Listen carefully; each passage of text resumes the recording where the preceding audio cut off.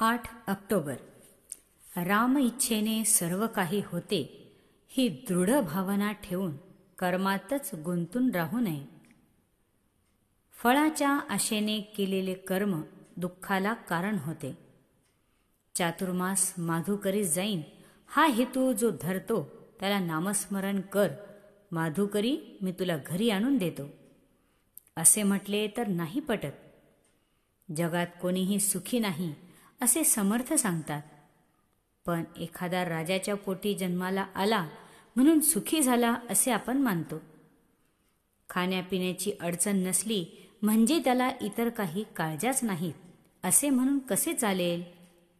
मी मागील जन्मी कोणाचा तरी घात केला म्हणून आज हे दुःख वाट्यास आले आहे असे आपण म्हणतो व त्याबरोबरच फलाशेने कर्म करून पुढील जन्माची तयारी आजच करू लागतो, पण त्यातून सुटण्याचा काही मार्ग पाहत नाही.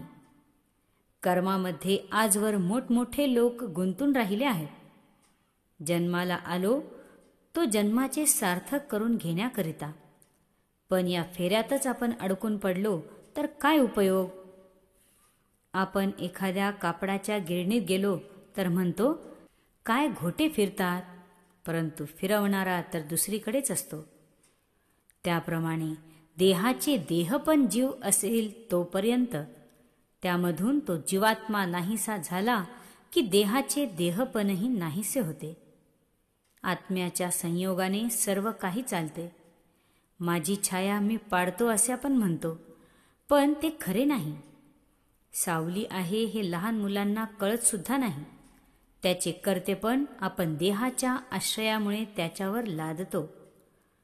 आपल्या कर्तेपणाची त्याला जर जाणीव असती तर तो आपल्यासारखाच देहाभिमानी झाला असता.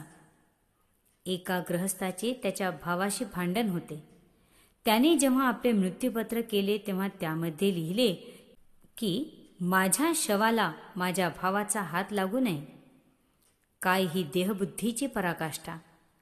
आज आपल्याला जे करणे योग्य आहे ते करायचे सोडून मनुष्य कालचे व उद्याचे पाहत बसतो. पुष्कळ लोकांना उद्या काय होणार आहे हे कळायला पाहिजे असते, पण आपला पुढचा काळ चांगला यावा म्हणून आपण आज चांगले वागणे जरूर आहे. तसे न करता मागच्याचा किंवा पुढच्याचा विचार करीत बसणे म्हणजे जे करू नये ते करणे हे मायेचे लक्षण. जे मायेच्या तावडीत सापडलेले आहेत ते लोक करू नये ते करतील व उद्याची काळजी करतील. मनुष्याची एक स्थिती कधीच कायम राहत नाही, म्हणून आजची वाईट स्थिती जाऊन चांगली स्थिती उद्या ना परवा येणारच असते. पण आपला प्रयत्न आपण कधी सोडू नये. व्यवहारात नेहमी प्रयत्न व परमेश्वर यांची सांगड घालावी. कर्माचा हेतू जाळून टाकावा ही पुढची पायरी. रामाच्या इच्छेने सर्व काही होते ही दृढ भावना ठेवून मरणाची भीती बाळगू नये व जगण्याची काळजी करू नये. नेहमी नामस्मरणात राहण्याचा प्रयत्न करावा. त्याचे खचितच राम कल्याण करील. श्रीराम जय राम जय जय राम. आजचा सुविचार. कर्तव्यी असावे तत्पर, मुखी नाम निरंतर. नामाची ठेवावी गस्त, रामापायी लागेल मग भिस्त. जय श्रीराम.